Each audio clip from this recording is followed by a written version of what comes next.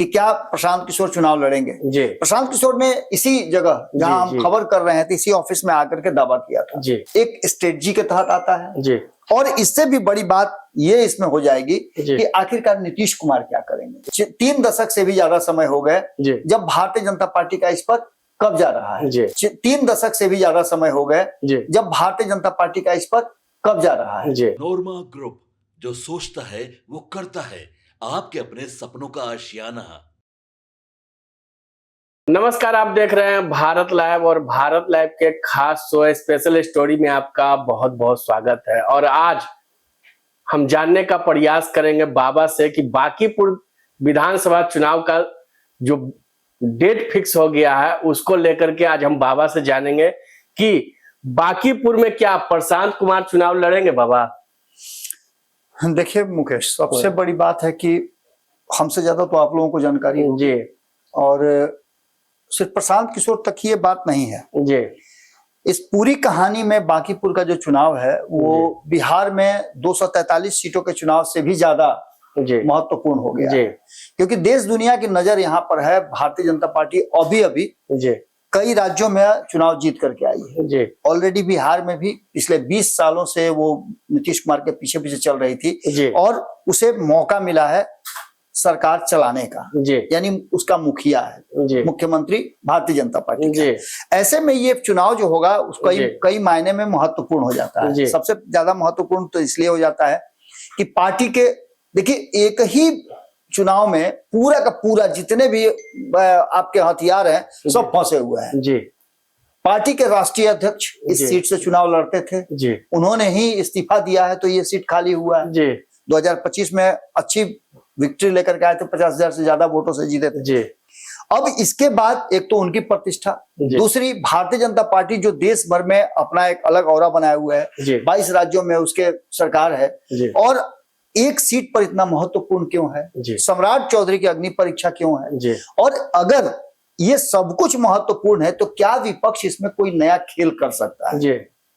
इसी बात को लेकर के सबसे बड़ी चर्चा हो रही है। इसमें जैसा कि आप पूछ भी रहे हैं कि क्या प्रशांत किशोर चुनाव लड़ेंगे। प्रशांत किशोर ने इसी जगह जहां हम खबर कर रहे थे, इसी ऑफिस में आकर के दावा किया था। संपादक नमन मिश्रा जी से भी उन्होंने कहा था कि हाँ, मैं किसी भी कीमत पर चुनाव लड़ रहा हूँ, हमारी पार्टी का ये निर्णय है, लेकिन मैं आपको बता रहा हूं कि मैं चुनाव लड़ने के लिए तैयार हूं। उन्होंने बताया भी था, कई ऐसी बातें बताई थी कि आखिर उनके चुनाव लड़ने का मतलब क्या है, मकसद क्या है। देखिए, सीधी सी बात है कि अगर प्रशांत किशोर इस चुनावी मैदान में हैं तो विपक्ष की भूमिका बहुत ही ज्यादा सेलेक्टिव हो जाएगी। विपक्ष इस पर क्या फैसला करता है, विपक्ष क्या भारतीय जनता पार्टी के विरुद्ध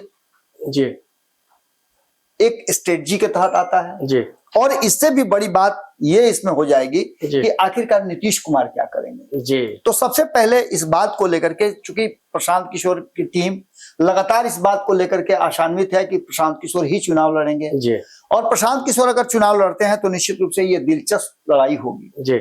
सिर्फ एक विधानसभा नहीं, एक सीट अगर प्रशांत किशोर टक्कर दे देते हैं, जीतने में कामयाब हो जाते हैं, हालांकि इसकी संभावना दूर दूर तक नहीं है, क्योंकि पिछले 3 दशक से भी ज्यादा समय हो गए जब भारतीय जनता पार्टी का इस पर कब्जा रहा है, और भारतीय जनता पार्टी बिना किसी हील हुज्जत के जीतती रही है। सिर्फ 2015 में थोड़ा सा टकराव लगा था, और लगा था नितिन नवीन को कि वो कहीं ऐसा ना हो कि गच्चा खा जाए, क्योंकि वहां परिस्थितियां बहुत दूसरी थी, और जो फीडबैक पूरे बिहार से आ रहा था वो भी बता रहा था कि लालू प्रसाद और नीतीश कुमार एक साथ आए हैं तो बेहतर रिजल्ट वो लेकर के आएंगे।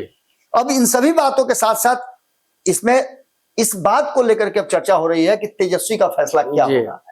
क्या तेजस्वी यादव 2025 में ये सीट जो है कांग्रेस से हस्तांतरित करके अपने खेमे में लिए थे, 50,000 से ज्यादा वोटों से उनकी उम्मीदवार हारी थी।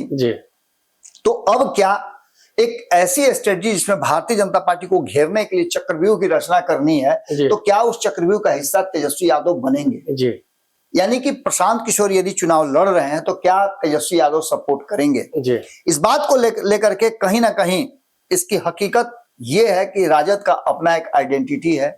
राजद बांकीपुर में कई लोगों को अपना उम्मीदवार बनाना चाहती है, यहाँ पर एक नए समीकरण के साथ, जैसा कि हमने डिस्कस भी किया था संपादक नमन मिश्रा जी के साथ, पंचनामा में हमने इसको किया था, फिर भारत लाइव पे भी कई संभावनाओं की हमने चर्चा की। उन संभावनाओं में एक संभावना ये बन गई थी कि भारतीय जनता पार्टी इस बार एक नया प्रयोग करने की कोशिश करेगी, लेकिन अगर भारतीय जनता पार्टी नया प्रयोग करती है तो 2025 वाली स्थिति नहीं है, इसलिए प्रयोग का बहुत ज्यादा स्कोप नहीं है, लेकिन विपक्ष के पास प्रयोग करने का पूरा पूरा मौका है, क्योंकि विपक्ष के लिए एक सीट मात्र नहीं है। अगर इस सीट पर विपक्ष सामूहिक रूप से प्लान बना करके अगर भारतीय जनता पार्टी को घेरने में कामयाब हो जाता है तो निश्चित रूप से यहां से एक नई कहानी शुरू हो सकती है। और इस कहानी में एक बात तो साफ साफ नजर आ रहा है कि अगर प्रशांत किशोर चुनावी मैदान में उतर रहे हैं तो विपक्ष की भूमिका क्या होगी, क्या ये मुकाबला त्रिकोणीय होगा या प्रशांत किशोर को ग्रेस दिया जाएगा, क्या तेजस्वी यादव सपोर्ट करेंगे। देखिए, तेजस्वी यादव पर दबाव है, दो तरह का दबाव है। एक तो 2025 के चुनाव में जो उनकी गति हुई है उसको लेकर के, दूसरा उन्होंने जो अपनी पार्टी का स्थापना दिवस अपने विदेश जाने के कारण 4 दिन पहले मना लिया, उसके चलते भी वो कटघरे में खड़े हैं। उनकी पार्टी के भीतर लोगों का जो हिम्मत है वो टूट रहा है कि अब तो नीतीश भी नहीं है तो कैसे सत्ता में आया जा सकता है। सीधी लड़ाई की बात कर रहे हैं तो उसमें तेजस्वी यादव जिस तरह से राजनीति कर रहे हैं उस तरह से नहीं लगता है कि भारतीय जनता पार्टी जिस प्लान के साथ काम कर रही है उसमें वो सफल होंगे। सिर्फ आपके पास यदि धन संपत्ति बहुत ज्यादा हो जाए तो उसको बढ़ाइएगा नहीं तो आप उसी में से खाइएगा, और जब खाइएगा तो धीरे धीरे करके घटेगा। वो कहा भी गया है कि पुत्र कपूत तक क्यों धन संचय, पुत्र सपूत तक क्यों धन संचय। तो रखी हुई लालू प्रसाद की अगर पूंजी है एमओआई का वोट, अगर उतना ही में से आप धीरे धीरे करके खाना शुरू कर दीजिएगा, अपना कुछ नहीं बढ़ाइएगा। कोशिश तो उन्होंने किया था कि A to Z कर दें, लेकिन उसमें असफल रहे। आप A to Z करने की कोशिश कर रहे हैं लेकिन उसके लिए कर क्या रहे हैं, ये सबसे ज्यादा महत्वपूर्ण है। एक तरफ आप बाकी के सवर्णों को गाली भी दे रहे हैं और दूसरी तरफ उनका वोट भी चाहिए, तो ये दोनों काम तो हो नहीं सकता है। तो ऐसी स्थिति में कहीं ना कहीं जो वर्तमान परिस्थिति बनी है उसमें तेजस्वी यादव पर यह दबाव कांग्रेस सहित अन्य इंडिया गठबंधन के दल लगा सकते हैं। मेरी बात जब आईपी गुप्ता से हुई तो उन्होंने भी कहा कि बाकी पूरे एक मौका है हमारे पास भारतीय जनता पार्टी को चेकमेट करने का, क्योंकि अब नीतीश कुमार फ्रेम में नहीं है। ये लड़ाई सम्राट चौधरी की है और सम्राट चौधरी कितना इस लड़ाई को अपने जीतने के लिए स्ट्रेटजी बना सकते हैं, ये महत्वपूर्ण बात है। लेकिन इन सारी बातों के साथ साथ जो सबसे महत्वपूर्ण बात है उसमें नीतीश की भूमिका खोजी जा रही है।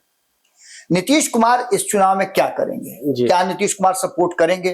तो नीतीश कुमार सपोर्ट करेंगे तो निश्चित रूप से एनडीए गठबंधन में तुमको सपोर्ट करना चाहिए, लेकिन चाहिए से नहीं होता है। आप जानते हैं कि टांग खिंचाई जबरदस्त होती है। 2020 का बदला नीतीश कुमार ने अभी तक नहीं लिया भारतीय जनता पार्टी से।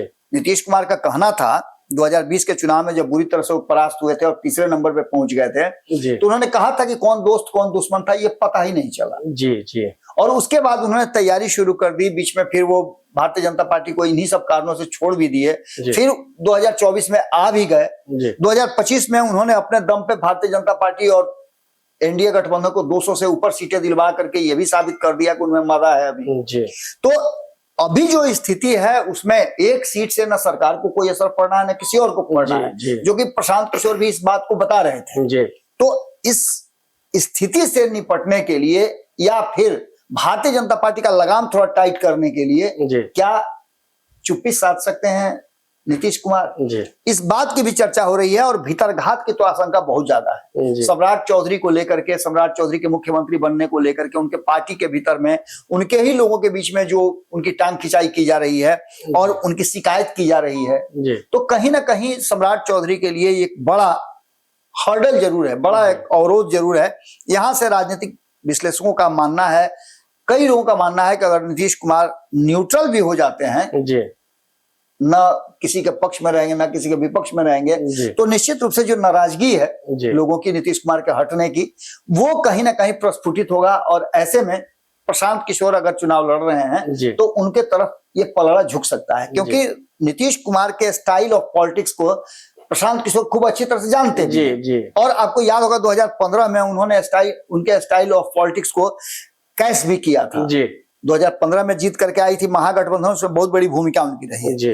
अब ऐसे में सीधे तौर पे जो वर्तमान परिस्थिति बनी है उसमें बांकीपुर सीट, जैसा कि मैंने पहले बताया कि 3 दशक यानी 4 दशक के आसपास का ये रिकॉर्ड रहा है कि भारतीय जनता पार्टी यहाँ से जीतती आ रही है और कोई भी सामने से खड़ा नहीं हुआ है। कायस्थों का यहाँ बड़ा जो है अपना स्टेक रहा है।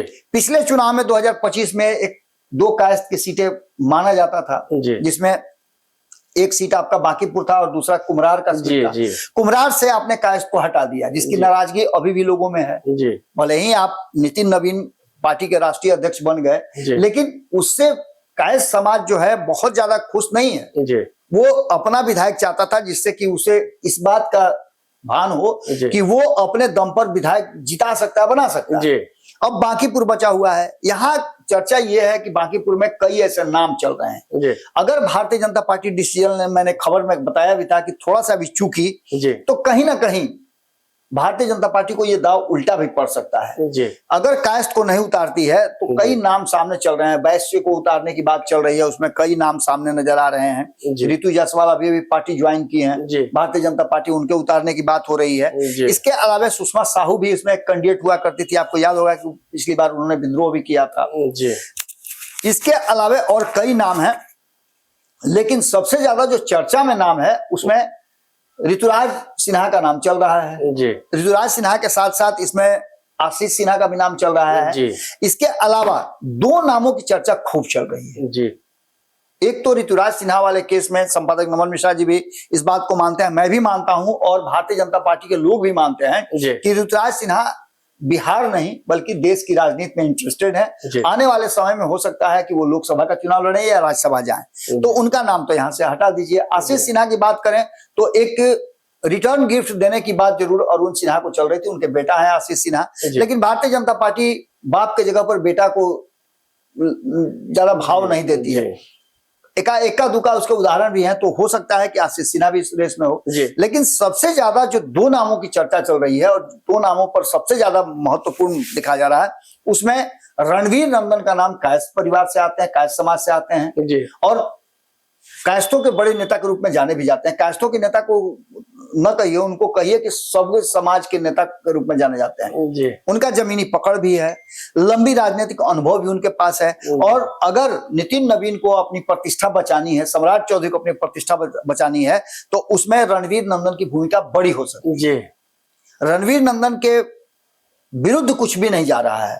एक तरफ रणवीर नंदन ने ही, आपको याद होगा कि कुम्हरार में आप लोग तो कवर भी किए थे, कुम्हरार में जब कायस्थों को खदेड़ा जा रहा था तो रणवीर नंदन ने वहां जाकर के अपना खूंटा गाड़ा था और भारतीय जनता पार्टी को इस बात का भरोसा दिलाया था कि कायस्थ समाज कहीं नहीं जा रहा, और जिसका नतीजा भी देखने को मिला कि वहां से गैर कायस्थ जीत करके आए और इसका फायदा भारतीय जनता पार्टी को मिला। रणवीर नंदन ने एक बार नहीं कई बार लगातार उस क्षेत्र में चुनाव प्रचार भी किया और कायस्थों को अपने पक्ष में भी रखा। तो इन सारी परिस्थितियों को यदि देख लेते हैं तो रणवीर नंदन सबसे उपयुक्त उम्मीदवार के रूप में रहते हैं, जिन पर दाव लगा करके भारतीय जनता पार्टी एक बार फिर से इस सीट को कायस्थ बेस्ड सीट बनाने में सफल हो सकती है। लेकिन एक नाम उड़ते उड़ते हर किसी के कान में बांकीपुर, पूरे बांकीपुर में, चूंकि हम लोग का ऑफिस भी यहाँ है, हम लोग रहते भी यहीं हैं, तो हम लोगों को ज्यादा सुनाई दे रहा है नील रतन घोष, जो कि पुराने भाजपाई हैं, आरएसएस से उनका नाता रहा है।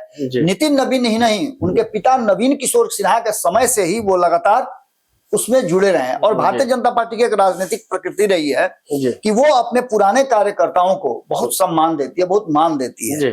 तो ऐसे में एक बात तो साफ साफ नजर आ रहा है कि नील रतन घोष को मैदान में उतारा जा रहा है। उनका नाम जो चल रहा है, कहीं ऐसा ना हो कि एक प्रयोग करने के लिए भारतीय जनता पार्टी इस पर या तो बैस या फिर नील रतन घोष को देकर उतार करके एक प्रयोग कर सकती है। लेकिन ये प्रयोग कहा जा रहा है कि कहीं ना कहीं उससे उल्टा भी पड़ सकता है, बगावत का डर पैदा हो रहा है। और अगर बगावत हो जाता है और प्रशांत किशोर को बाकी के लोगों का सपोर्ट मिल जाता है, तो समझ लीजिए कि भारतीय जनता पार्टी के लिए बड़ा मुश्किल होगा। एक तरफ अगर प्रशांत किशोर के विरुद्ध डम्मी उम्मीदवार उतार देता है और ये भीतर ही भीतर अनाउंसमेंट कर देता है कि नहीं प्रशांत किशोर को सपोर्ट कीजिए, तो ये परिस्थिति, पूरा विपक्ष अगर मिल करके प्रशांत किशोर को सपोर्ट करता है तो और एक अलग परिस्थिति। उनके पास जो समीकरण है, अभी अभी जो सम्राट चौधरी को लेकर के नाराजगी है सवर्ण समाज में, ब्राह्मणों में, उसका भी भुगतान करना पड़ सकता है भारतीय जनता पार्टी। और अगर गैर कायस्थ को उतारती है तो उसका तो और ज्यादा, क्योंकि कायस्थों के द्वारा ही इस क्षेत्र में कौन जीत करके विधानसभा में जाएगा ये तय होता है। तो कायस्थों की नाराजगी भी इसमें जुड़ सकती है। इस सारी परिस्थितियों में अगर नीतीश कुमार चुप्पी साध लेते हैं, अगर साइलेंट हो जाते हैं, किसी के तरफ नहीं जाते हैं, तब भी ये फायदा विपक्ष को हो सकता है। और लोगों के मन में एक ये भी भावत होगी कि इस प्रशांत किशोर को एक बार आजमा लिया जाए। तो ऐसी स्थिति में प्रशांत किशोर निश्चित रूप से एक मजबूत कैंडिडेट के रूप में सामने हो सकते हैं। लेकिन ये सारी परिस्थितियां हैं, इन परिस्थितियों को कैसे हैंडल करता है विपक्ष और भारतीय जनता पार्टी क्या फैसला लेती है। देखिए 6 तारीख को नोटिफिकेशन जारी होगा और 13 तक नामांकन दाखिल करने हैं। 11 तारीख को संभावित बताया जा रहा है कि प्रशांत किशोर अपना नामांकन करेंगे। भारतीय जनता पार्टी ने अभी अपने पत्ते नहीं खोले हैं, जबकि कई लोगों ने अपने पत्ते खोल भी दिए। कई लोग यहाँ चुनाव लड़ने की तैयारी कर रहे हैं, जिसमें भारतीय जनता पार्टी का जो नाम होगा वो ज्यादा महत्वपूर्ण होगा। और यहीं से शुरुआत होगी, भारतीय जनता पार्टी क्या करती है, नीतीश के बिना उसका क्या परफॉर्मेंस रहता है, नीतीश के बिना पहली बार वो चुनाव जो लड़ने जाएगी उसमें उसकी तैयारी कैसी है, क्या नीतीश कुमार इतना ज्यादा जरूरी है भारतीय जनता पार्टी के लिए, ये बात भी अब सामने निकल करके आ जाएगा। लेकिन अगर नीतीश कुमार इस चुनाव में साइलेंट हो जाते हैं और प्रशांत किशोर को विपक्ष का सपोर्ट मिल जाता है तो भारतीय जनता पार्टी के लिए बड़ा मुश्किल होगा। अगर इसमें भी अगर कायस्थ को उतारती है तो, यानी कि सीधे तौर पे देखा जाए तो इसमें कई लोग दावेदार जरूर हैं। अंततः फैसला जो है वो नितिन नवीन को करना है, भारतीय जनता पार्टी के शीर्ष नेतृत्व को करना है, और सम्राट चौधरी को अपनी प्रतिष्ठा इस सीट से बचानी है। ये भी एक बड़ी चुनौती है। तो इन सारी बातों को लेकर के जो स्पेशल स्टोरी हम लोगों की आज है, उसमें फैसला विपक्ष को करना है कि वो भारतीय जनता पार्टी को हराने के लिए लड़ेगी या फिर जिताने के लिए लड़ेगी। जैसा कि अन्य राज्यों में भी आपने देखा होगा कि आपस में लड़ करके भारतीय जनता पार्टी को एक मैंने कहा जाए तो ओपन फील्ड दे देता है, लोग आप जाइए जितना गोल मारना है। तो चलिए, बाबा ने बता दिए क्या बांकीपुर विधानसभा के सीट पर क्या होगा क्या नहीं होगा, वो तो 30 तारीख के बाद ही पता चलेगा। इसी तरह के तमाम खबर के लिए आप देखते रहे भारत लाइव। धन्यवाद। आपके सपनों को हमने सजाया है, ई होम्स पैनोरमा को हमने बनाया है। ई होम्स मेरा एक सपना था जिसपे मैं पिछले 4 साल से काम कर रहा था। हमने जो बनाया है वो सबने है माना। ई होम्स पैनोरमा में हो आपका भी आशियाना। और फाइनली हमने 2021 में इस प्रोजेक्ट को लॉन्च किया। बहुत लोग अप्रिशिएट कर रहे हैं कि पूर्णिया जैसे शहर में, बिहार के, एक तो बिहार की बात करें उसमें भी पूर्णिया जैसे छोटे जगह में इस तरह का लाइफस्टाइल देना, ये सुन के हम लोगों को बहुत अच्छा लगता है। ई होम्स में हमने कुछ और भी किया है, जैसे हम जिस जगह में रह रहे हैं हमारे फैमिली सिक्योर हो, उनको सिक्योरिटी का ध्यान में रखा है। आपकी सुविधा और सुरक्षा आपके लिए खास है, ये आपका विश्वास है। इसमें आर्टिफिशियल इंटेलिजेंस का 7 लेयर सिक्योरिटी का हमने इस्तेमाल किया है। लस ग्रीन कैंपस को बनाया है। यदि हमारा बाउंड्री वाल है तो वो वर्टिकल गार्डन है।